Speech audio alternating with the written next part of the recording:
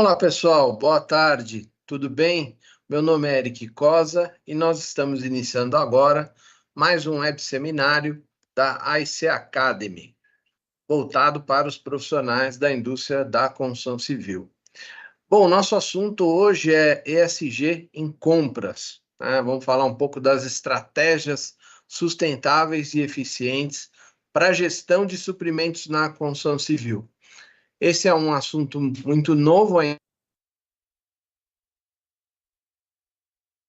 Todas as dimensões é uma exigência relativamente nova e importante aí para as empresas do mercado. Nós vamos ter hoje duas palestrantes, a Patrícia Bittencourt, do Secov, e a Adriana Machado, da HTB Engenharia. Bom, como vocês sabem, esse é um evento do portal IC Web e uma realização da IC Academy, que é o nosso braço de educação profissional continuada.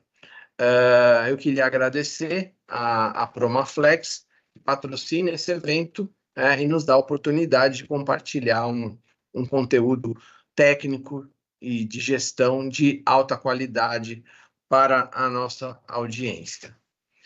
Bom, iniciando a nossa programação, direto e reto, queria chamar a Patrícia Bittencourt, que é gerente de sustentabilidade ESG do Secov, que vai nos dar uma aula, né, conceitual, falar um pouco do conceito e de como o ESG tem ganhado cada vez mais espaço como uma das pautas relevantes do setor.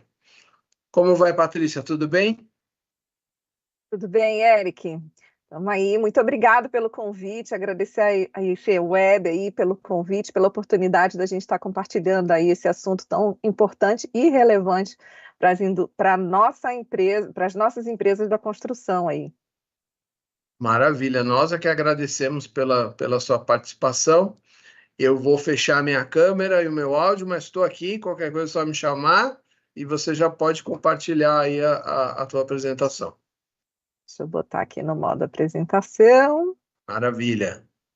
Confere para mim, entrou aí? Entrou, tá entrando?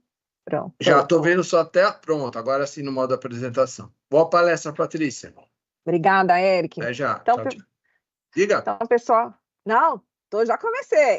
Vamos lá. Então vai em frente, vamos lá. Então, boa tarde aí a todos, é um prazer estar aqui, eu agradeço mais uma vez o convite e a oportunidade da gente estar compartilhando boas práticas, né? Esse portal que sempre tem uma coletânea de assuntos aí interessantes e importantes para a nossa indústria. E aí o pedido veio aí do convite da Promaflex para a gente falar um pouquinho, né, de qual a conexão entre o ESG ou ASG ou ESG, depende da forma e da onde você está falando, com compras, né? Então, a minha fala está estruturada em quatro grandes momentos aqui para facilitar o nosso entendimento, e eu vou começar trazendo, antes da gente falar especificamente de compras, né? Qual que é, né? O que significa o ESG nas organizações? O que é esse negócio de ESG que aparentemente é novo, a gente tem falado sobre ele há alguns anos, uns 4, 5 anos, mas ele já tem 20 anos aí, desde quando ele surgiu no mercado imobiliário, no setor financeiro. Então, a definição de ESG, para facilitar o nosso entendimento, ele pode ser definido como um conjunto de critérios ambientais, sociais e de governança, que devem ser considerados na hora de avaliar riscos e oportunidades, né? Com o objetivo de nortear atividades, negócios e investimentos sustentáveis. E aí eu deixei bem vermelhinho aí, riscos e oportunidades e nortear atividades, porque a gente vai falar sobre as atividades de compras. Então, especificamente falando sobre riscos, né? Que riscos e oportunidades são essas, né? Riscos para as nossas organizações de reputação, de desempenho, de saúde financeira, de continuidade do negócio, né? E também oportunidades que vão desde novos nichos de mercado, de aumento de produtividade, de melhoria dos produtos e serviços, né? De melhores impactos ou impactos positivos no meio ambiente, na sociedade. Então, esses riscos eles vão se refletir, né, na questão financeira, né, no resultado, aí, na performance dos resultados financeiros das nossas organizações. E quando a gente fala de risco, esses riscos, até pouco tempo atrás, ele era muito ligado a um olhar econômico. Mas aqui eu trago para vocês um recorte de um relatório que sai todo ano no Fórum Econômico Mundial, e nesse relatório, que foi publicado agora em 2025, a gente começa a ver aqui um detalhamento de quais riscos que não são, aqui a gente não vai ver nenhum azulzinho, o azul seriam os econômicos, estão e poderiam impactar os nossos negócios, né? Num cenário de curto prazo, a desinformação ou a informação errada é um risco que pode impactar, né? Fake news, o greenwashing, e, em segundo lugar, questões climáticas. Olhando para um cenário de longo prazo, nos próximos 10 anos, riscos, os 4 primeiros ali, ligados à pauta ambiental. Então, a gente começa a ver riscos e oportunidades ligadas aí a questões ambientais, como eu já mencionei, questões sociais, tecnológicas, né, até geopolíticas, e que vão e podem impactar os nossos negócios, mas, ao mesmo tempo, eu preciso, como empresa, ter condição de responder a esses riscos. E aí que entra o ESG, quando a gente olha para o conjunto desses critérios, que vão estar conectados com alguns temas, como na agenda ambiental, no consumo de recursos, na questão das mudanças climáticas, por exemplo, na agenda social, quando a gente vai olhar para as relações com as partes interessadas, e é onde entram os nossos colaboradores, clientes e fornecedores, além da comunidade do entorno, e a governança, que vai tratar aí as regras de como a organização vai conduzir essa agenda, e muito focado também na questão de transparência. Então, esse é um overview aí do que é o nosso ESG.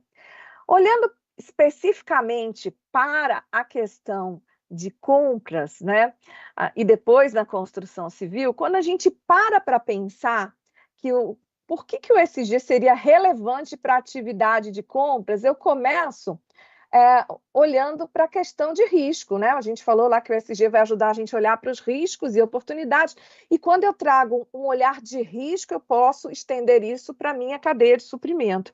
Então, ele reduz a possibilidade aí de, por exemplo, um desabastecimento, né? Que se a gente depende, por exemplo,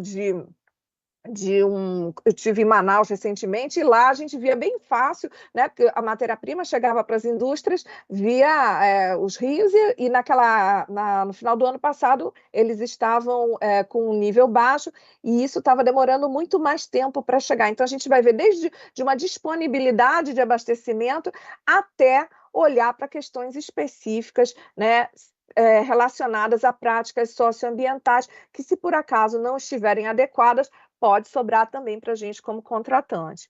O segundo ponto tem a ver com competitividade, a gente tendo, né, fornecedores mais que trabalhem com essa agenda, olhando para essa agenda, a gente tem uma garantia aí de uma conexão melhor e de um trabalho em conjunto, né, para facilitar essa interdependência e, com certeza, facilitar os resultados, melhores resultados. E o terceiro ponto vem relacionado aí a questões de legislação. E aí eu estou falando num cenário de compras mais amplo, independente, tá, do nosso setor, mas de uma forma mais ampla, novas legislações já estão pedindo para rastreabilidade dessa cadeia de fornecimento, além de demandas específicas de relatórios que também estão no nosso radar.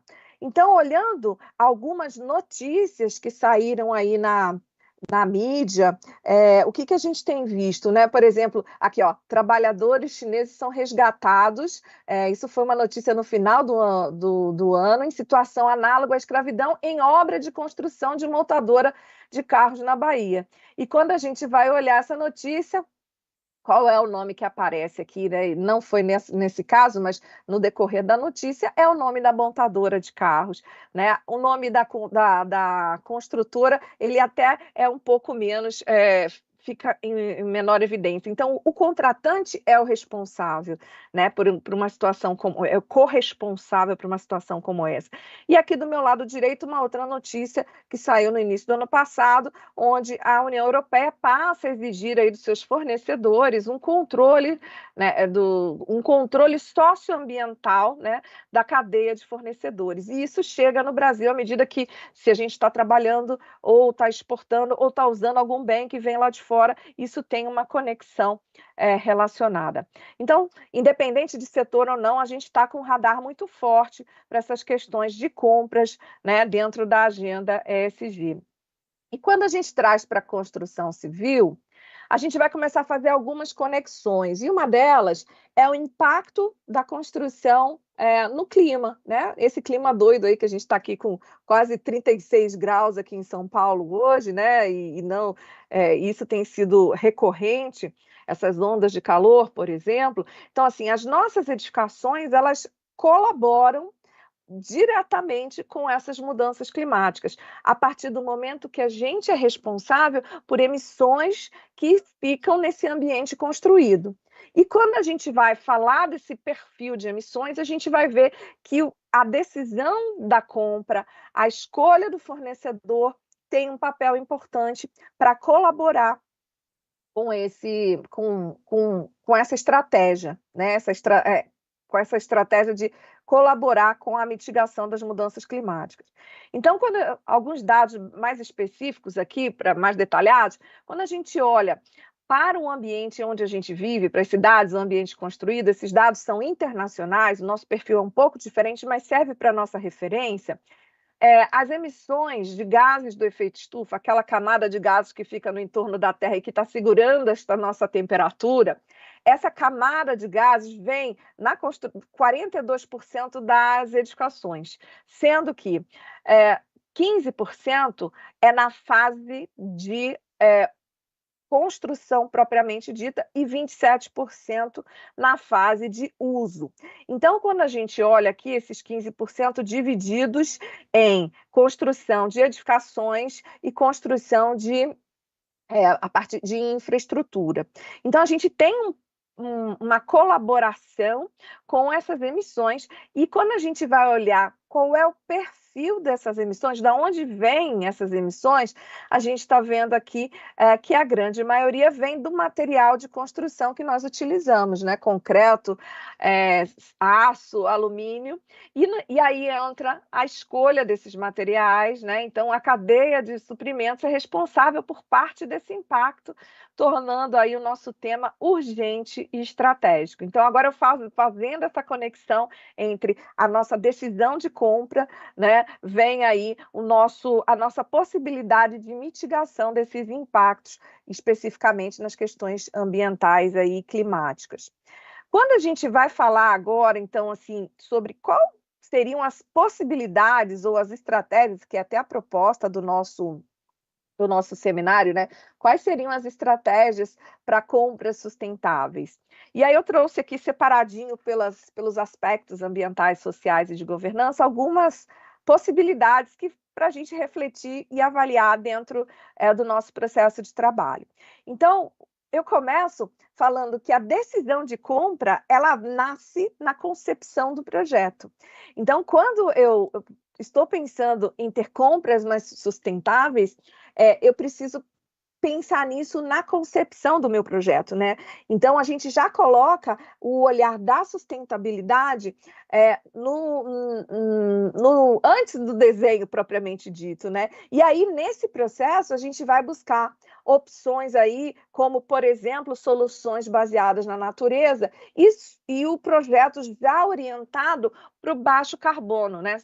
Imaginando que a gente emite muito carbono, vamos buscar alternativas para reduzir essas emissões. Então, esse é um ponto importante que não vai chegar só lá na frente, e sim na concepção do empreendimento. E aí a gente vai trazendo alguns exemplos aqui, por exemplo, soluções baseadas na natureza, aí você vai definir, por exemplo, telhados verdes, superfícies mais permeáveis, são alguns exemplos que vêm aí, são decisões de projeto que, por sua consequência, vão ali, na hora de comprar lá na frente, já estar direcionada para questões mais sustentáveis. O outro ponto bem forte é o uso de materiais de baixo carbono. Então, aqui tem uma referência aqui de uma obra que usa um concreto já com um teor de emissão menor, mas aqui, isso é lá fora. Pensando aqui no Brasil, a gente já tem visto várias iniciativas em termos de novos materiais ou materiais mais que a gente chama de mais eficientes, no sentido de terem uma pegada de carbono menor. Então, a gente vai vendo aí um cimento que vem com uma mistura de resíduos, por exemplo, de pneus, e um outro aqui que vem de resíduos da indústria siderúrgica, que já estão aí à disposição em algumas grandes fábricas aí para serem utilizados. O outro também é o aço, então a gente está vendo aí um aumento de produção do aço verde, que é aquele que vem com um teor também de carbono menor, e a movimentação dessas empresas que fornecem aço, como a ArcelorMittal, né, a Aço Verde do Brasil também, que estão aí se conectando em prol aí de conseguir também processos mais eficientes e, por sua vez, um produto mais eficiente. Um outro ponto que a gente fala bastante é o da madeira, né? Então, a gente está vendo aí a madeira sendo utilizada em algumas perspectivas como alto padrão, a madeira engenheirada, a Adriana vai conversar um pouquinho sobre isso, mas também a gente tem o wood frame, aí é uma solução que foi dada aqui rápida para atender aquele caso que teve aqui há 2 anos aqui no litoral de São Paulo, quando a gente teve aquela tragédia ali, e aí se teve o compromisso do governo na reconstrução dessas casas, foi uma opção rápida contratada por eles, então a gente tem a madeira como uma boa possibilidade. E a gente tem até o uso de materiais reciclados. Então, especificamente aqui é uma obra francesa, né, que se propôs aí a utilizar materiais reciclados dentro de toda a sua estrutura. Bom, isso a gente falou de projeto, mas especificamente na construção. Então, qual seriam as dicas, né? Seria interessante a gente conhecer a nossa cadeia de suprimentos, né? Entendendo da onde vem esse material, né? E quais são essas implicações de emissão. Algumas definições são feitas em projeto, mas outras são tomadas ao longo da obra, e aí é importante a gente ponderar isso no processo de compra desses materiais.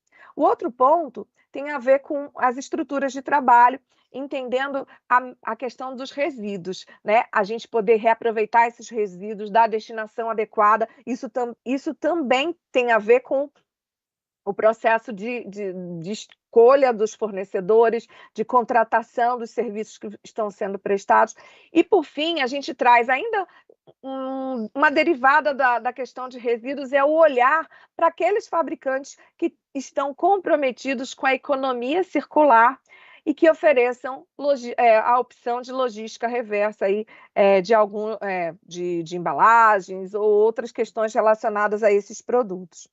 Então, trazendo alguns exemplos aqui, né, a gente começa a ver, como eu falei, o SG abre oportunidades, a gente vê aqui uma oportunidade de novos usos para esses resíduos. Então, a gente traz aqui um exemplo que saiu na Valor, da Promaflex, né, que criou aí um projeto de compostagem de poliuretano, alumínio e outros resíduos aí para fazer um isolamento térmico para terreno. Então, para telhado. Então, eu acho que é protelhado, se eu não me engano o nome. Então, a gente começa a ver novos usos para esses materiais.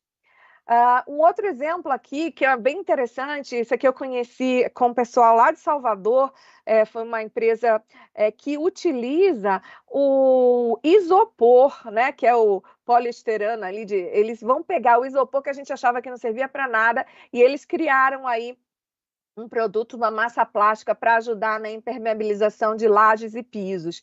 Eu conheci esse pessoal numa startup que foi acelerada lá na Bahia, e no final do ano eles, inclusive, ganharam um prêmio na CEBIC, que é a Câmara Brasileira da Indústria da Construção.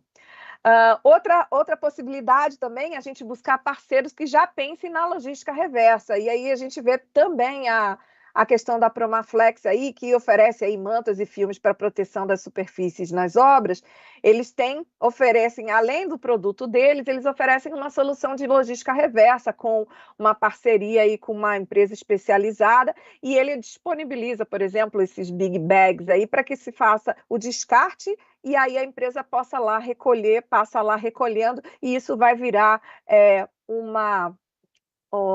esse resíduo entra num processo de fabricação de um outro produto, num reaproveitamento, e a obra continua ali limpinha, cuidada. Então a gente diminui também o resíduo que é destinado para o aterro. Então a gente começa a ver essas iniciativas, e dentro dessa onda do ESG é importante a gente ter essas estratégias de alguma forma, quer seja própria, mas quer seja de terceiros, para a gente conseguir chegar no nosso grande objetivo, que é reduzir resíduo, reaproveitar material, né? E com isso a gente vai indiretamente colaborando aí também com a questão climática. Bom, mas como não é só né? A gente tem lá, não é só ambiental, a gente tem a questão do social. Então, é importante a gente olhar para quem está no entorno, quem são nossos fornecedores. Será que a gente pode comprar em São Paulo? Será que eu tenho que mandar buscar lá da China? Então, é importante a gente olhar e priorizar esses fornecedores locais, de preferência que usem também transportes de baixa emissão. Então, se o cara se incentiva ele a transportar, por exemplo, com etanol ou um biodiesel, em vez de um outro combustível mais poluente, por exemplo. A questão do due diligence, que eu falei que está vindo muito forte da União Europeia como uma demanda para as empresas que fornecem para lá, mas aqui isso acaba chegando em cadeia. Então, é olhar para o meu fornecedor com essa perspectiva. Será que ele tem boas práticas para combater a corrupção? Né? Como é que está a questão da regularidade fiscal dele? Ele está pagando os impostos direitinho? Como é que ele está comprometido com as questões ambientais, sociais, inclusive condições de trabalho que é oferecida, né? Então, a gente coloca isso num olhar de considerar esses fatores na hora de escolher ou de selecionar aí um fornecedor, ou qualificar um fornecedor. E depois que, uma vez ele entra, ele realmente se torna um fornecedor, é a oportunidade de se investir no desenvolvimento desses fornecedores, entendendo que dentro de um olhar ESG, o objetivo é uma relação de longo prazo, de parceria, de continuidade do meu negócio e do negócio do cara lá também. Então, assim, é importante a gente trazer essa possibilidade de trabalhar dentro do possível, da realidade da empresa, no desenvolvimento desses fornecedores. Quando a gente fala de governança, ele meio que mistura um pouquinho com o social, mas é aqui que a gente vai lembrar no relacionamento pautado pela ética, em oportunidades e negociações justas, no respeito aos interesses dessa parte interessada tão importante no nosso negócio, no respeito à legislação e aos direitos humanos. E dentro desse olhar, a gente traz aí a possibilidade de se definir, né, uma contratação com critérios ESG, né? Então, não é o menor preço, mas talvez o melhor preço, considerando os critérios ambientais, sociais e de governança na escolha dessas empresas. E aí a gente já vê, assim, na iniciativa privada, isso é mais fácil, porque a gente que regra nossos processos de compra, né, considerando aí os critérios que serão escolhidos, mas se a gente parar para ver na iniciativa pública, isso é um pouco mais travado pela lei das licitações e tudo, mas mesmo nessas compras públicas já se tem critérios de desempate para fornecedores aí que utilizam os princípios ESG dentro dos seus negócios. E, por fim, a gente colocar isso nos contratos também, né? De uma forma, não só eu seleciono, mas eu solicito que isso seja performado dentro do contrato que está sendo executado, com exigências claras relacionadas a essas práticas, e, inclusive, dependendo do caso, a previsão de realização de auditorias para acompanhar se está tudo dentro do que foi combinado. E isso entra muito forte aí para questões de direitos humanos, para evitar que situações como aquela que aconteceu, por exemplo, no Rio Grande do Sul, não sei se vocês lembram, no ano passado, a gente, grandes vinícolas que produzem o vinho que a gente toma no fim de semana, elas foram produtores ali numa terceira linha de fornecimento, foram pegas em situações análogas à escravidão ali, em condições indecentes, vamos dizer assim, e nesse sentido, o que aconteceu? Eles tiveram as marcas dos vinhos que nós consumimos, tiveram aí sanções específicas, ficaram sem poder exportar, os supermercados fizeram uma série de retaliações para não vender o produto. Então, assim, a gente vai ver que o olhar, mesmo que seja do terceiro, isso vai impactar o resultado também da empresa que está na frente, que está com o nome, que foi o caso, né, do rótulo do vinho que a gente consome. Bom, chegando no final, deixa eu ver aqui mais uma. Eu vou trazer aqui um slide aqui com algumas tendências dentro dessa agenda ESG e que eu acabei pescando para compras. Opa, pulei uma aqui. Então, isso aqui foi um artigo alguns artigos que eu li agora no começo do ano, eu fiz um compilado de tendências e eu separei 3 relacionadas aqui a compras, né? Não é de compras, mas que tem impacto na questão de suprimento, na questão de compras. Primeiro ponto tem a ver com tecnologia. Então, a gente está vendo aí um avanço de inteligência artificial, blockchain e IoT, e isso vai ajudar a gente no monitoramento da nossa cadeia de suprimentos, ajudando as empresas a atingirem as suas metas de sustentabilidade. Esse é um ponto. Até para a gente, por exemplo, saber se aquela caçamba do resíduo que a gente colocou está sendo destinado no lugar certo ou não. Então, isso ajuda. Então, essas tecnologias, o blockchain também. Então, isso vai ajudando aí num processo. Então, é uma tendência o uso dessa tecnologia a favor da sustentabilidade. O segundo ponto é a própria cadeia de suprimentos mesmo, que está com mais rigor. Então, esse due diligence, isso está muito forte em grandes empresas de outros setores, a gente está acompanhando isso, para minimizar os riscos de violação, principalmente a questões sociais.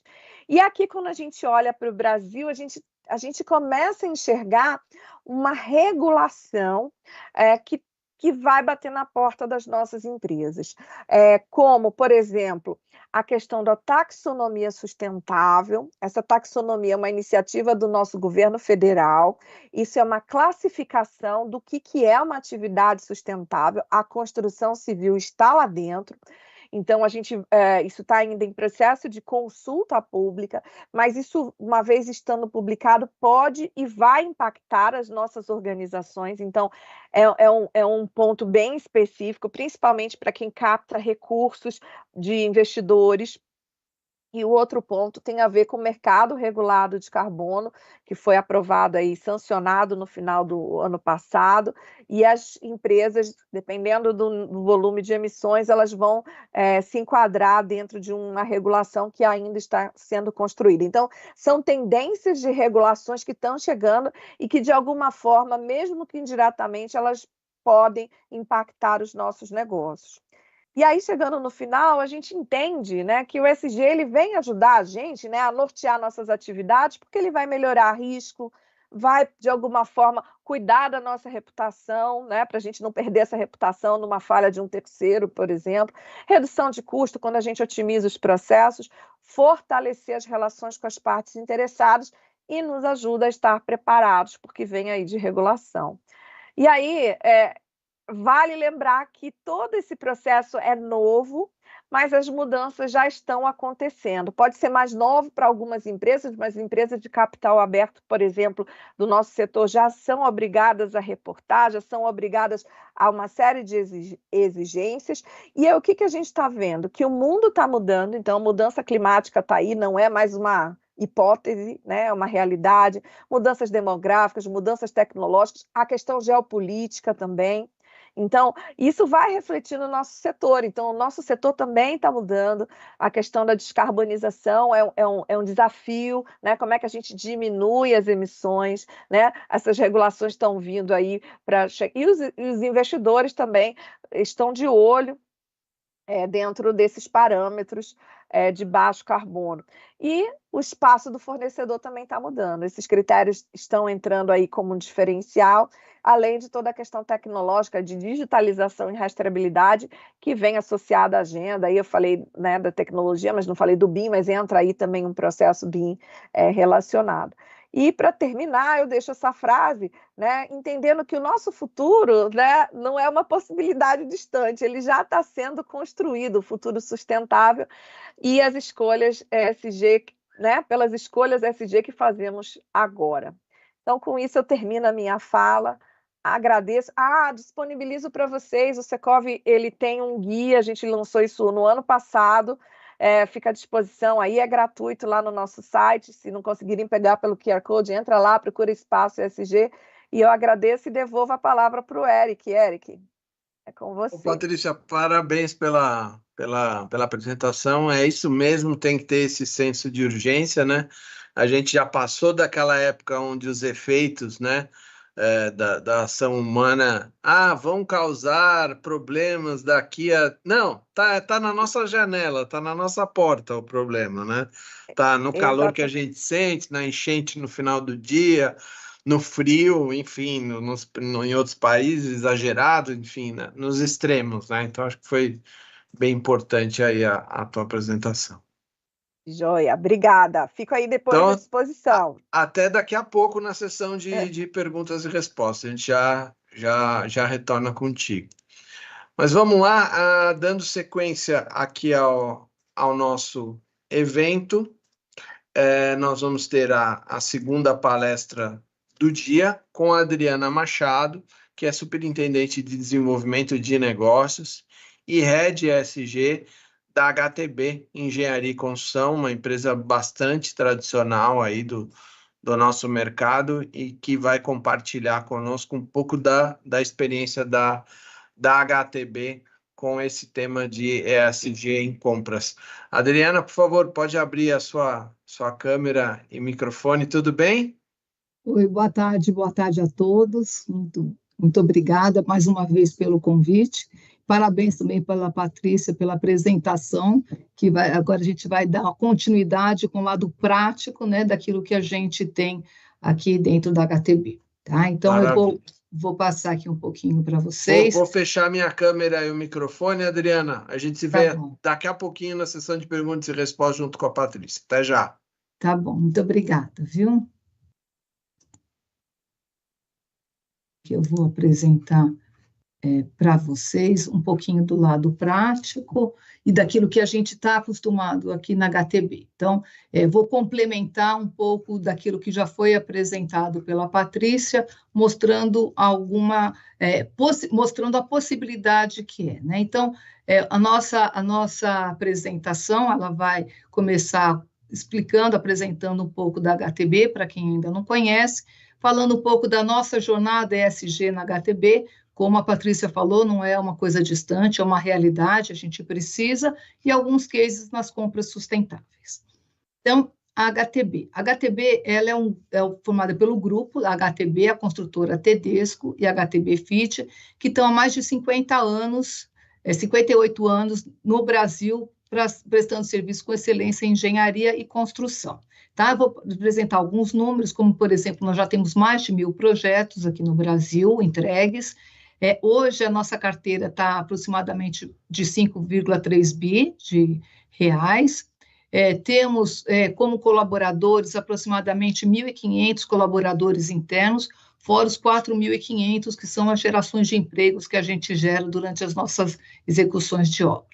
Já produzimos mais de 11 milhões de metros quadrados, e uma das coisas que a gente tem muito orgulho de falar é que os nossos clientes, eles são, 2/3 deles, atualmente, eles são clientes recorrentes, ou seja, a gente faz uma obra, depois a gente faz outra, então 2/3 dos nossos clientes são clientes recorrentes, e a gente tem mais de 100 contratos na construção, na pré-construção e modelos colaborativos. O grupo HTB, então, ele é formado pela HTB Engenharia, que tem 58 anos no Brasil, né, que era a antiga Rotif do Brasil, pela construtora Tedesco também, a construtora Tedesco tem 76 anos já atuando no sul do Brasil com essa excelência, então faz parte toda do grupo, e nós temos a área de HTB FIT, que são gerenciamentos de projetos e obras seriadas, como, por exemplo, aqui um dos nossos clientes. Isso tudo tem um reconhecimento no mercado, felizmente a gente tem algumas premiações, muito na área da saúde, premiação também no projeto CEBIC, conforme a Patrícia falou, nós também tivemos, de inovação e sustentabilidade, GPTW, que há muitos anos nós estamos tendo recorrência das melhores práticas e uma pesquisa de clima organizacional. E dentro da nossa apresentação institucional, não podia deixar de ter o nosso ESG, que é o respeito ao meio ambiente, às pessoas e à ética. Tá? Então, nós fizemos aqui a nossa política, priorizamos os nossos ODS, e então eu vou comentar para vocês um pouquinho como é a história dentro da HTB dessa sustentabilidade. Então, como foi a nossa jornada ESG? Como eu comentei, a HTB, ela veio em 66, era a Rotif do Brasil. Então, quando ela chegou aqui, é um grupo alemão, né, e que eles já traziam todo, assim, no seu DNA, os conceitos de sustentabilidade. Ou seja, há 40 anos atrás, quando nós fizemos a nossa primeira sede, os conceitos que hoje são atuais, como, por exemplo, uso de brises para minimizar o uso de energia para ar-condicionado, a questão de abertura para ter iluminação natural nas nossas salas, já tinha o conceito de biofilia, ou seja, tinha uma parte junto com o meio ambiente, que traz maior produção, a transparência e a integração. Então, há 40 anos atrás, a gente já trazia isso no nosso DNA. Né? Em 2008, foi a nossa primeira obra certificada com LEED, na obra do Einstein, quando na época também era difícil para a gente entender todas as premissas que eram necessárias, e como a sustentabilidade ela tem que ser em toda a cadeia, foi criado um projeto interno chamado Equilíbrio, em que todas as obras, todos os colaboradores faziam treinamento e as práticas eram cada vez mais colocadas e evidenciadas para isso. E desde 2008, como eu falei, a grande maioria das nossas obras tem certificação LEED, certificação de sustentabilidade ou AQUA, e aí a gente viu que em 2019 foi verificado uma nova tecnologia, que não é tão nova assim, que é uma tecnologia em madeira engenheirada. E a tecnologia, ela já existe no mundo, e a gente começou a entender o que a gente poderia trazer, porque desde a fase de projeto, como a Patrícia já apresentou, a gente, na questão da emissão do carbono incorporado, a gente deveria cada vez mais reduzir. Então, nós fizemos e desenvolvemos um projeto em conjunto com alguns projetistas que nós já trabalhamos, e que eu vou passar agora para vocês, rapidamente, um filme para entender um pouquinho do nosso projeto. É um filme de 2 minutos. Alguns anos atrás, nós plantamos uma ideia. Imagina uma construção que vai além do concreto e do aço e usa a madeira engenheirada como a base da estrutura. Um material que não só se integra à natureza, mas a protege porque utiliza recursos renováveis de florestas manejadas de maneira responsável. Além disso, a madeira captura naturalmente o CO2, transformando as construções, antes emissoras, agora em grandes retentoras de carbono. Consegue imaginar? Esse mundo existe e fazemos parte dele. E-Wood, uma combinação de tecnologia avançada e sustentabilidade que nos coloca na vanguarda dessa revolução. O sistema construtivo em madeira do E-Wood é totalmente industrializado. Comparado ao sistema convencional, significa uma redução no prazo de entrega da obra, 50% a menos de resíduos e até 60% menos emissão de CO2, considerando a estrutura e o envoltório do edifício. O impacto ambiental é positivo. No E-Wood, o ambiente de trabalho é mais seguro, mais limpo, mais silencioso e utiliza muito menos caminhões durante a obra. O impacto social também é positivo. E a vizinhança agradece. Após meses de estudos, usando a tecnologia BIM 4D, o E-Wood já está em fase de desenvolvimento e alcançamos um alto nível de otimização e detalhamento.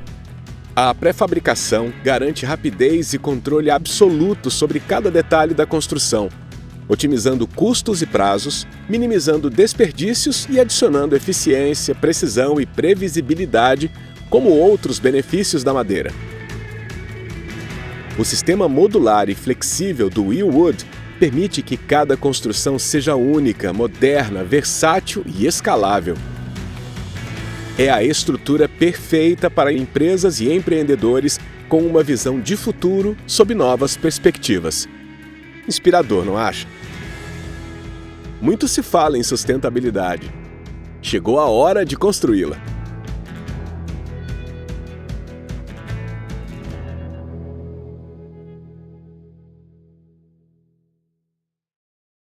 Então, como vocês viram, esse é um projeto que a gente acredita e a gente estudou bastante, já todo nessa linha da sustentabilidade. Isso foi em 2019, e aí em 2022, como a Patrícia também já falou, começou a surgir cada vez mais evidenciado o termo ESG, né? Então, o que nós fizemos naquele momento? Tudo isso que a gente comentou do equilíbrio, da sustentabilidade, nós modernizamos e atualizamos o nosso programa interno para divulgar cada vez mais e engajar todos os profissionais e toda a nossa cadeia. Então, o logotipo ele já apresenta uma pessoa no centro e cada uma das cores significa o meio ambiente, o lado social e da governança. Então, vou contar para vocês um pouquinho como foi a nossa jornada de ESG. Tá? Então, como eu falei, começou em 22. Nós criamos um comitê para começar a entender e ver todo o nosso grau de maturidade que nós estávamos, respondendo alguns questionários, como o questionário do Sistema B, do EcoVadis, vimos qual que era o nosso grau de maturidade, o que a gente precisaria fazer emergencialmente, né? Então, nós começamos pela nossa matriz de materialidade, em que nós definimos quais seriam os assuntos prioritários a serem tratados na sequência, porque, obviamente, não dá para a gente fazer tudo ao mesmo tempo. Definimos a nossa política de ESG, priorizando alguns ODS, e uma coisa que foi muito importante, nós assinamos uma aliança para a redução de gás de efeito estufa, junto com a Abrainc, Secov e Sinduscom, em que nós nos comprometemos a ter uma redução, fazer um inventário e fazer uma redução das emissões. Em 2023, nós emitimos nosso primeiro relatório de sustentabilidade baseado no GRI, então, referente a 2022. O GRI, para quem não sabe, é um estándar internacional para os relatórios de sustentabilidade. E em 2024, nós passamos a ser signatários do Pacto Global da ONU, emitimos o nosso segundo relatório de sustentabilidade, também baseado no GRI, fomos certificados pelo CTE, pela certificação prata do ON ESG, e também fizemos a questão da jornada de ESG. O que é a jornada de ESG? Ela é como a gente falou, a gente tem que engajar toda a equipe, então foi feito um programa para que a gente criasse esse engajamento, então nós criamos alguns grupos de trabalho, né? Então, esses grupos de trabalho, cada um eram baseados nos temas da materialidade e o que a gente precisaria primeiro entender, né? Então, foi feito uma convocação, na verdade, inclusive, opcional, se o colaborador quiser participar desse grupo de trabalho, e aí a gente tentou alguns assuntos, né? Então, na parte do ambiental, nós trabalhamos com 2 grandes grupos e temas. A mudança climática, como já foi falado, é uma prioridade importante, já está batendo a nossa porta. Então, esse grupo entendeu bastante o que era o inventário, o que a gente poderia reduzir, quais seriam pequenas ações para redução de emissão. Por exemplo, nós mudamos o tipo de abastecimento da nossa frota, que alguns tinham gasolina e todos os carros que são híbridos, a gente colocou o etanol com uma redução de 60%, compramos a parte de energia limpa, enfim, trabalhamos bastante nessa parte de mudanças climáticas. Na parte do canteiro sustentável, o que a gente viu? Que algumas práticas poderiam ser comuns a vários canteiros, né? Então, quais seriam as melhores práticas? Por exemplo, algumas ações rápidas e fáceis, colocando telhas translúcidas nos refeitórios, diminuindo o consumo de energia, reaproveitando a água, em alguns casos, que até da próprio ar-condicionado a gente usou Então, foram várias práticas que a gente fez para poder divulgar. Isso é um trabalho de melhoria contínua. No lado do S, no social, nós trabalhamos com as ações sociais, onde tem um grupo de pessoas para fazer voluntariado, verificando campanhas, então estamos fazendo algumas campanhas, agora recentemente vamos fazer uma campanha de doação de sangue, campanha do homem de Outubro Rosa, Novembro Azul, enfim, várias campanhas sempre voltados para a parte de ações sociais. E na diversidade e inclusão, é um tema que na nossa construção civil é um tema novo, né, importante para fazer toda essa parte que já é provado que quanto maior a diversidade, maior a produtividade, porém a gente tem que fazer um aletramento, um engajamento de todos os profissionais. Então, estamos estudando e fazendo esse aletramento com todos os profissionais da HTB e também de toda a cadeia. Tá? Na parte da governança, a gente estudou bastante a parte de riscos e oportunidades de ESG, conforme também a Patrícia já falou, a importância disso.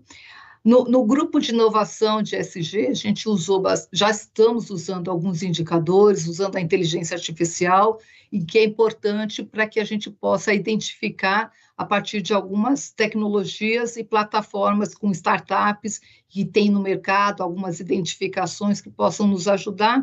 E na parte de compras sustentáveis, que é o que é o nosso tema para frente, o que foi importante é que todas as nossas reuniões eram modelo híbrido, né? Foram mais de 120 profissionais, encontros mensais, então a gente conseguiu ter um engajamento desde as obras, que nós temos obras no Brasil todo, de Manaus até Porto Alegre, e a gente conseguiu com isso começar a divulgar e engajar a equipe, tá? Esse é o primeiro ano que a gente está fazendo, então vamos falar um pouquinho como o foco hoje é de compras sustentáveis, tá? Então, resumidamente, o que esse grupo de compras sustentáveis trouxe?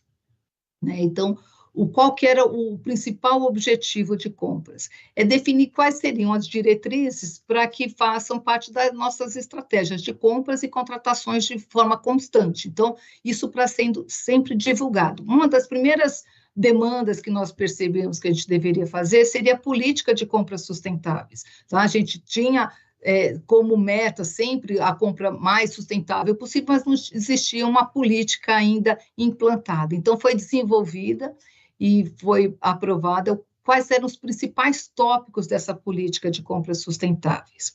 Bom, o primeiro deles são as diretrizes. Nós temos que sempre reduzir os impactos ambientais, incentivar as práticas sustentáveis de toda a cadeia e garantir, obviamente, a conformidade legal e fiscal dos fornecedores. Então, essa é a primeira diretriz.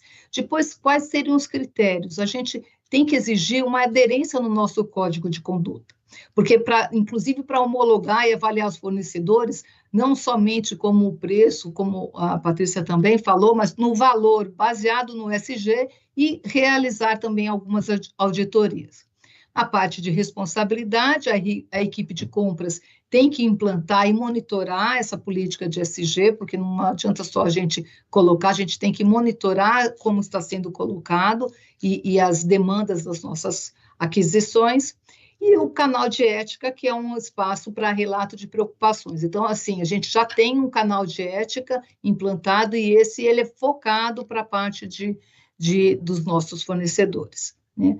Aí, no outro item que a gente achou que importante fazer seria o Código de Conduta dos Fornecedores. Tá?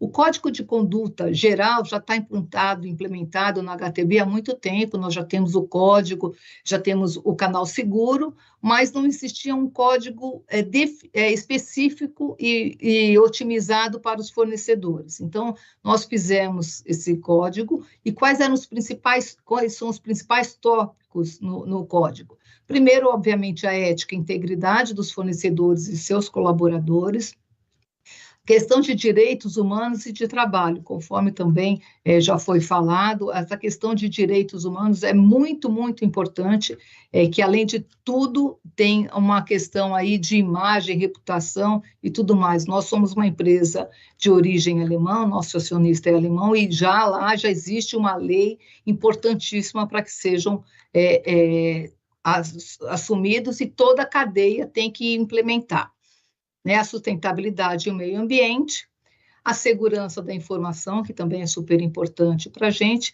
a questão no nosso Código de Conduta também fala do conflito de interesses e brindes que são colocados, o canal de ética, conforme eu já falei, e sempre tem que ter um monitoramento e uma conformidade com isso tudo. Tá? Aí, item que a gente considerou seria a questão da importância da logística reversa, também da economia circular, que isso seria um diferencial para a escolha dos nossos fornecedores, né? Porque com isso a gente está conseguindo otimizar os transportes, vendo a questão do meio ambiente, ajudando com a baixa redução de emissão. Então, como, por exemplo, a gente...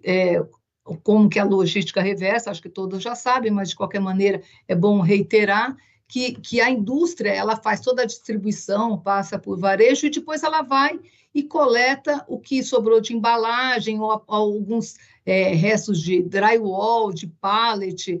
Então, como aqui a Knauf, a Prumaflex, a Saint-Gobain, são algumas empresas como exemplo que a gente tem essa questão da logística reversa na nossa cadeia. Uma outra parte que foi feita, e foi bem, na verdade, tendo uma melhoria, foi uma homologação de fornecedores baseados nos riscos fiscais e de ESG. Então, a gente está agora com uma nova plataforma que nós estamos agora avaliando e testando, buscando uma facilidade e uma conformidade dessas avaliações, que antes não tinha todas as avaliações de riscos de ESG. Então, todas elas estão sendo avaliadas e baseadas também numa inteligência artificial. E, por fim, falando na questão da redução nas emissões de gás de efeito estufa, ou a redução, que é o que a gente prefere, ou a compensação. Tá?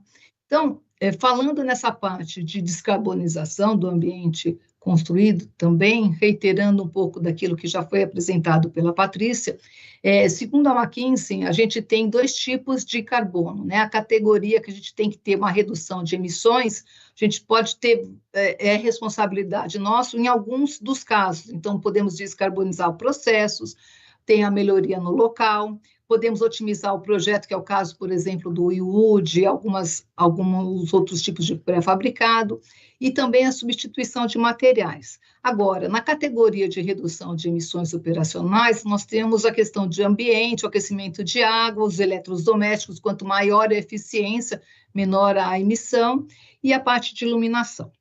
Bom, mas como nós estamos falando aqui de compras, vamos falar aqui na substituição de materiais, né? O que a gente conseguiu com isso? Então, uma das coisas importantes para a nossa escolha do tipo de material é também fazer uma análise do EPD, né? Que é uma declaração ambiental do produto. Ele mostra, em algumas indústrias já é possível verificar para a gente buscar uma melhor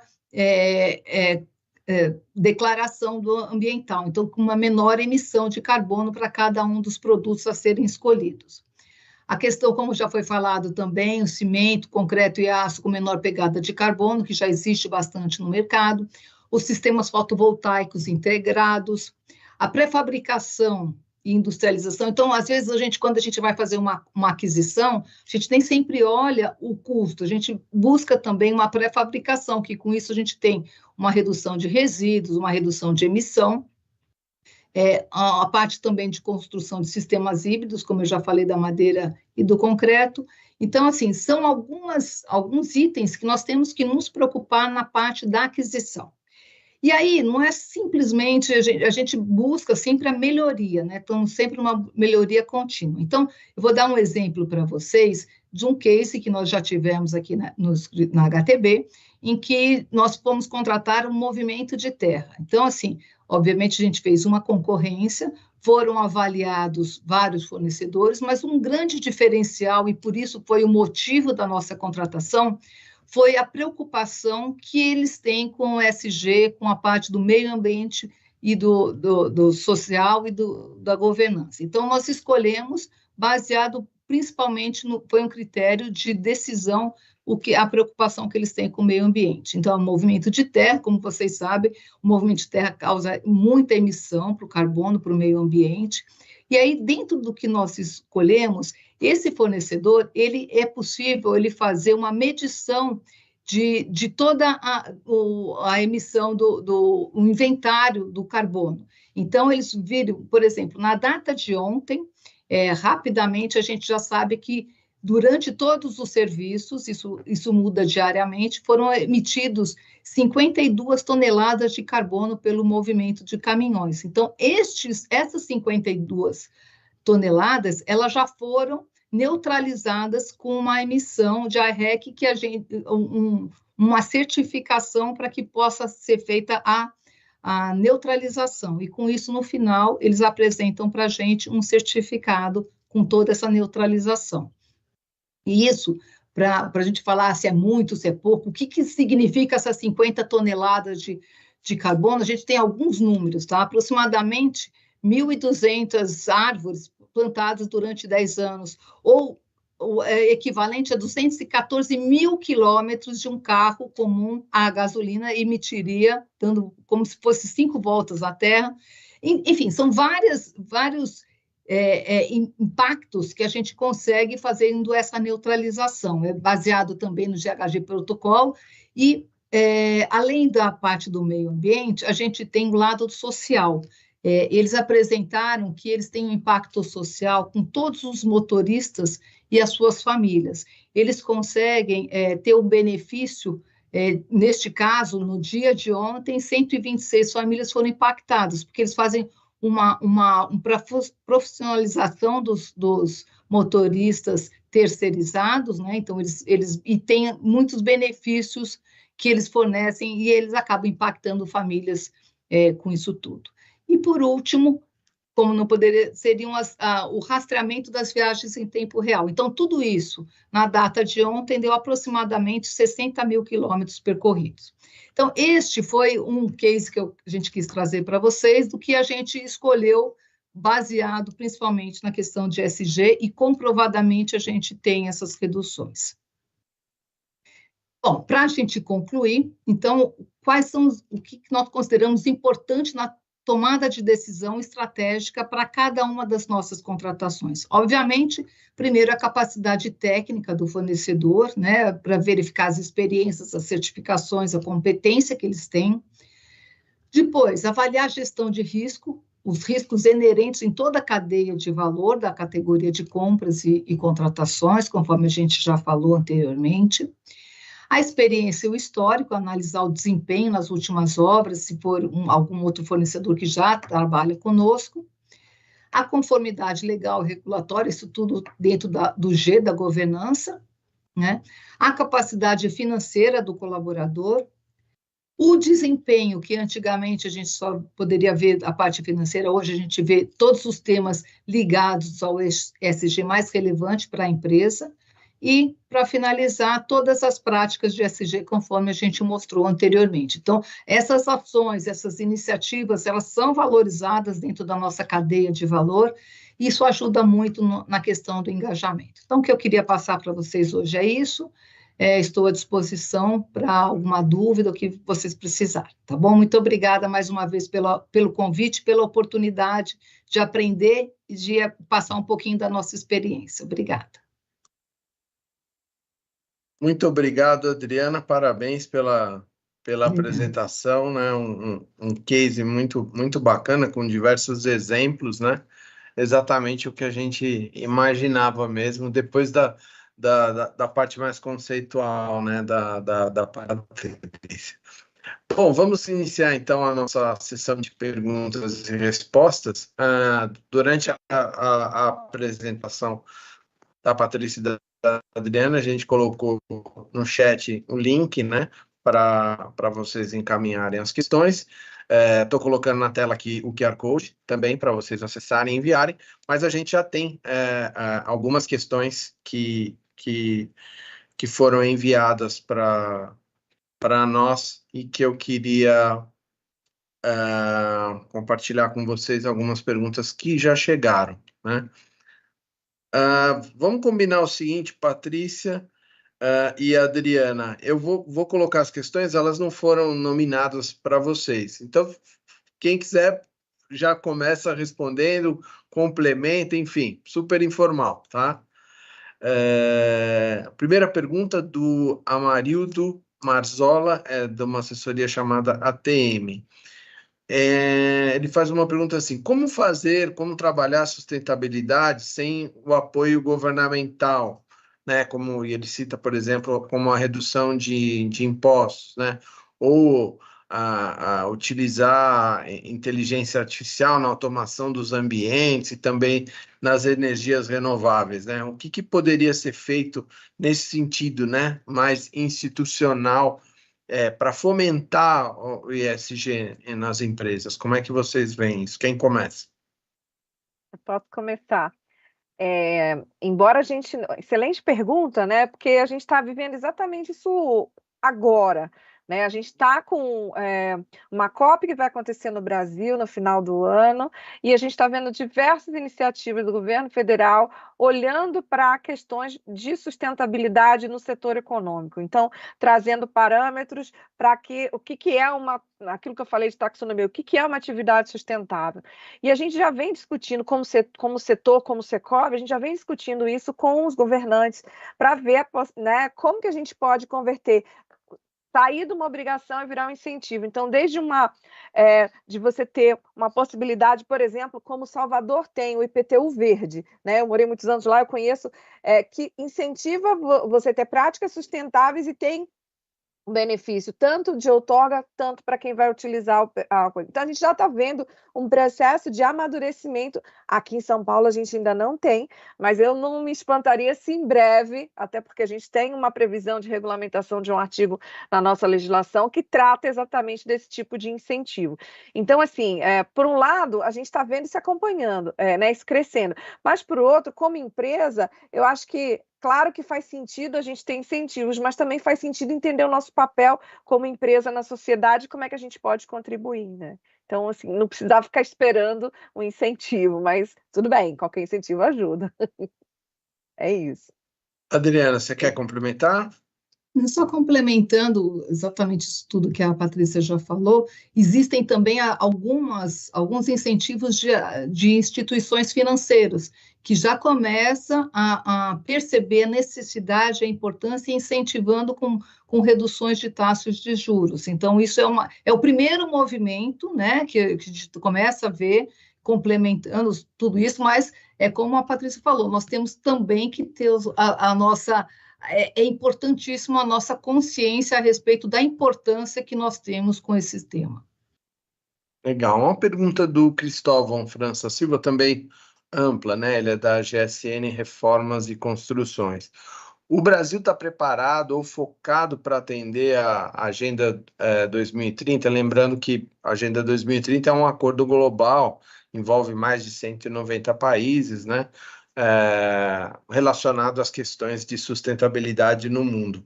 Qual que é a visão de vocês? Posso começar? Na verdade, assim, o Brasil é comprometido com a Agenda 2030, onde estão inseridos os nossos ODS, os Objetivos de Desenvolvimento Sustentável. Não vou dizer que está tudo 100%, porque não está, mas a gente tem um caminho aí de trabalho e de possibilidades aí até o final da década, né, até chegar em 2030. Então, o Brasil, ele não está muito, não é só o Brasil não está 100% na fita, mas ele também não está ruim. A gente tem várias metas que estão aí sendo trabalhadas, a da mitigação das mudanças climáticas é uma delas, por exemplo. Então, assim, a gente está junto com... E os outros países também, tá, gente? Não é que eles estão lá na frente, não. A gente está vendo aí alguns retrocessos, mas efetivamente nós estamos juntos no movimento e a gente vê isso sendo refletido, inclusive, na legislação que está chegando toda hora, chega uma lei nova aí para a gente atender questões ambientais, sociais aí dentro dessa agenda. Se foi só essa pergunta, eu não me lembro se tinha alguma segunda parte, era isso só? Não, era isso, era a Agenda 2030 mesmo. Só complementando também, a construção civil, aí, até representada pela Secov, Sinduscom e a Abrainc, eles na construção eles já fizeram juntos essa aliança que sempre motivando a essa redução. Então, nós estamos juntos, mas conforme a Patrícia já falou, assim, é um longo caminho e a gente tem que trabalhar em conjunto, a cadeia toda tem que se ajudar.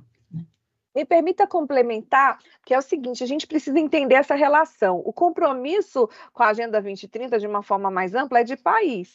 Mas eu, como organização, eu posso, né, nas minhas decisões, nas minhas escolhas de compras, como foi a Adriana mostrou, eu posso, de alguma forma, trazer essa contribuição para que os resultados dos ODS sejam atingidos. Então, eu olho para o meu negócio, eu escolho o que é específico do meu negócio e atuo de forma que eu possa colaborar com essa agenda global aí em prol dos desafios da sustentabilidade. Legal, obrigado. Uma pergunta bem interessante aqui do Manuel Luiz Ricardo. Ele trabalha numa empresa de arquitetura sustentável, né, que tá voltada para o mercado de residência unifamiliar de médio padrão, tal, e ele diz o seguinte, que ele busca conhecer o equilíbrio da cultura ESG aplicada em pequenos negócios, né? E aí ele pede para ouvir um pouco mais da experiência de vocês junto desse desafio, pensando para esse público das pequenas empresas. Como é que vocês veem esse desafio para as pequenas empresas? Cada gota conta. Eu acho que é esse o tom. Então, assim, é claro que talvez uma empresa pequena não tenha condição de ter uma jornada ESG nos moldes da HTB, que é uma empresa grande, né, super, né, com histórico e tal. Mas a gente entende que dentro desse processo, a mudança começa dentro, inclusive, da casa da gente, né? Como eu, na hora de apagar uma luz, de comprar um equipamento mais eficiente, de separar o meu resíduo, né, o meu lixo, né? Em casa é lixo, a gente separa o resíduo. Então, assim, para pequenos negócios, e eu sei que tem um movimento muito grande acontecendo agora junto do Sebrae para incentivar isso para pequenas empresas, micro e pequenas empresas, cada pequena ação conta. É importante que a gente tenha consciência do nosso impacto. Então, nessas escolhas, né, na hora de considerar, porque ser ético não custa nada, isso daí conta muito. Então, essas ações, assim, desde, como eu já falei, trocar uma lâmpada ou buscar um processo mais eficiente, até mesmo repensar o combustível que você coloca no carro da empresa. Então, são pequenas ações que, quando a gente vê, se todas as empresas pequenas fizessem isso, a gente teria já grandes resultados. Então, não é achar que a agenda de empresa grande, pelo contrário, começa no CPF, depois a gente vai trazendo para o CNPJ e independente de porte. Alguns com mais facilidade, mas também com outras complexidades, né, que são as empresas maiores, mas as menores têm como contribuir, sim, dentro dessa agenda. Adriana? Já resumiu bem, acho que assim, a união faz a força, né? Então, se a gente ficar pensando só nos grandes negócios, nem sempre a gente consegue. Então, seguindo isso que a Patrícia falou, a gente começa a se conscientizar, eu falo por mim, conforme a questão de o que a gente vai abastecer o carro, se etanol ou gasolina, a gente precisa ter a consciência que a gente está emitindo 60% a mais se a gente coloca gasolina. Então, a partir do momento que a gente tem esse conhecimento, é simples mudar, né? E a gente não consegue, eu falo pessoalmente, eu antes sempre pus gasolina, não sabia dessa diferença, né? Então, assim, eu acho que cada um pode fazer a sua parte, as pequenas empresas também, a conscientização não precisa ser pequena, grande ou não. Então, acho que é importante a gente, e porque também é como a gente falou, é uma cadeia, né? O ESG só tem valor se for feito na cadeia. Então, a grande empresa, como a gente está falando da HTB, tudo bem, é uma empresa grande, mas a gente tem toda uma cadeia que também tem que todos os fornecedores menores têm que ter essa consciência. Eu vou até dar um pitaco nessa pergunta do Manuel. Me lembro bem, há alguns anos, o CBCS, né, o Conselho Brasileiro da Construção Sustentável, fez até alguns passos, né, em relação à sustentabilidade. E um dos primeiros, eu me lembro bem, me chamou a atenção bastante, era a questão da formalidade, né? Não dá para você ter sustentabilidade se você não for formal, né? Se você não cumprir a legislação, né? Então, acho que um primeiro passo que seria muito importante é essa formalidade, né? Em todas as pernas do ESG, né? No ambiental, no social, na governança. porque aí você abre espaço, né, para que essas coisas possam fluir de uma maneira mais profissional, né, mais, vamos dizer, vigorosa, né? Mas vamos lá, tem mais perguntas aqui. Uma pergunta do Fábio Pereira, ele é da AF Construção Civil, e eu acho interessante esse ponto, até para a gente expandir. Quem fiscaliza as empresas quanto ao uso do ESG? Na verdade, sim, esse monitoramento a gente faz, né? Mas, obviamente, que é um monitoramento aleatório, né? Então, assim, quando a gente está contratando, a gente sabe quais são as empresas que fazem. Quando a gente está querendo colocar um reuso de água, a gente também coloca. Agora, a fiscalização, atualmente não existe uma multa para quem não cumpre, né? O que vai ser é que no futuro, na minha opinião, essas empresas que não estejam cumprindo as básicas, elas vão começar a sair do mercado. Não existe uma regulamentação tão formal ainda, né? Mas eu acho que esse o caminho é para que comece a ter, até porque vai cada vez mais tendo essa eliminação de quem não cumpre. Não sei se a Patrícia...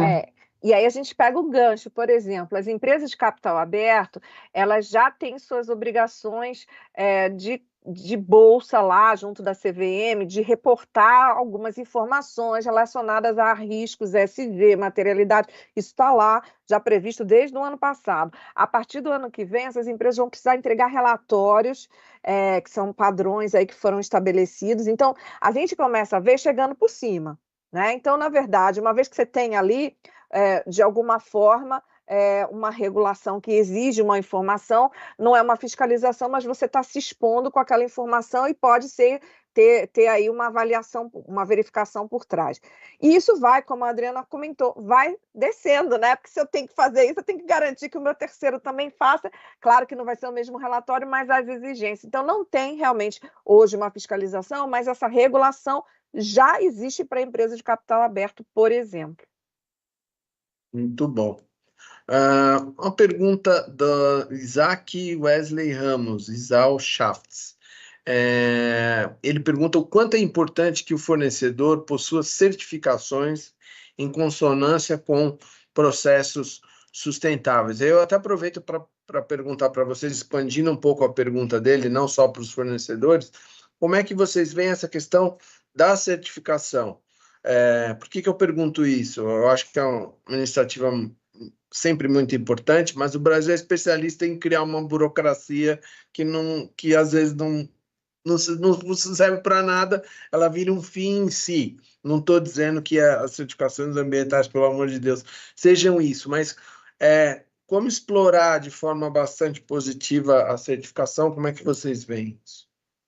Deixa eu começar na teoria e a Adriana vai para a prática. Quando a gente tem uma certificação, teoricamente, você tem uma terceira parte que vai lá na tua empresa para verificar se você está fazendo ou não. Então, você tem uma auditoria independente que vai olhar as suas práticas e te outorga um selo ou um certificado de que aquilo ali está dentro do que foi previamente planejado. Então, por um lado, não é uma fiscalização, mas funciona como se fosse ali, né? Você lá se organiza para receber essa visita. Então, isso tem um lado bom, se você faz isso de verdade, não para conseguir o selo, mas para um terceiro vir comprovar que você já faz daquele jeito. Então, teoricamente, tem um lado. Agora, quando a gente fala certificação, é importante a gente entender que seja uma certificação verdadeira, que seja com credibilidade, porque hoje qualquer pessoa está dando selo. Então, assim, qual é a credibilidade daquele selo, né? Às vezes você paga para ter o selo, né? Então, assim, é importante a gente entender o valor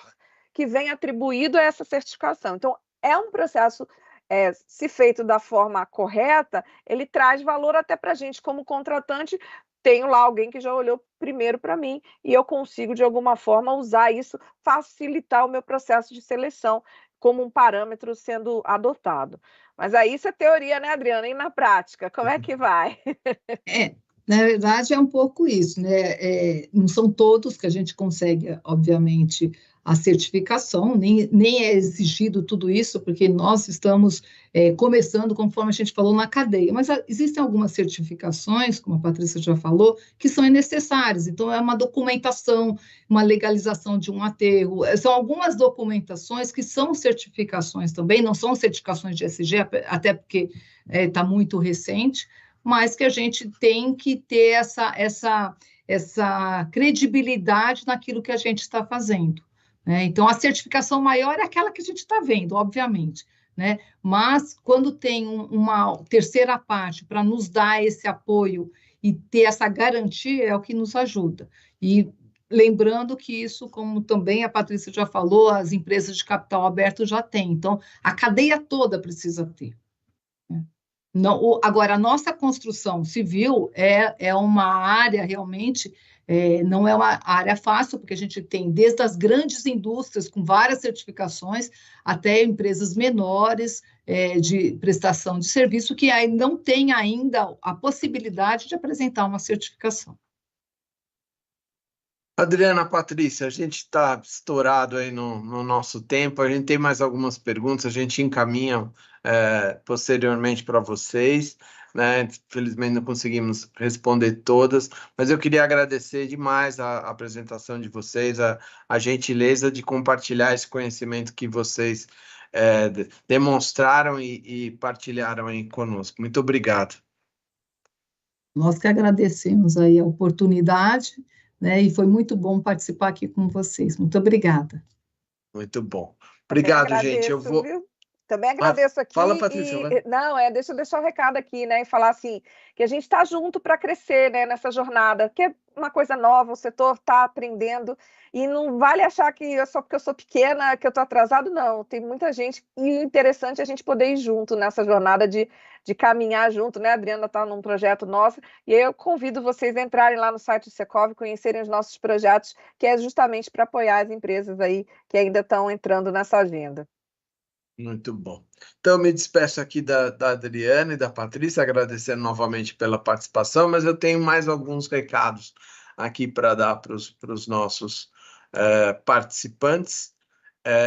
O principal deles é muito importante para nós que vocês avaliem o nosso evento, por isso eu estou compartilhando aí na tela um QR Code para avaliação do conteúdo do nosso evento. Isso é importante para a gente poder programar os próximos, né?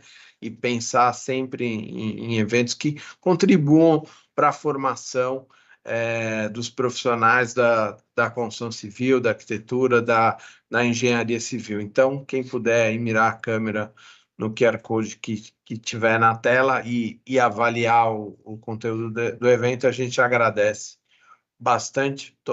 Vou dar um tempinho aí para vocês. É uma questão só, é bem rápido, mas isso é bem importante para nós. Lá, será que já deu tempo?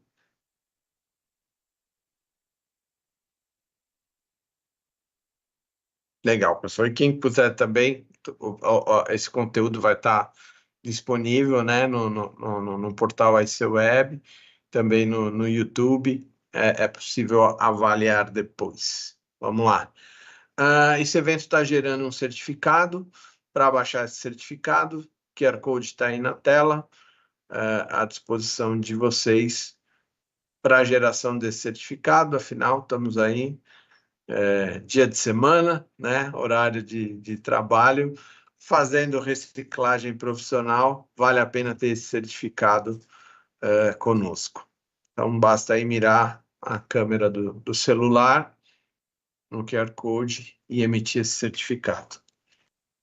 E é isso, gente. Eu queria agradecer a participação de todos os profissionais que estiveram conosco nessa tarde. Eu acho que foi bastante rico aí as apresentações da Adriana, da Patrícia. Agradecer novamente a Promaflex por tornar possível esse evento que traz aí uma contribuição num assunto que é novo, ESG em compras.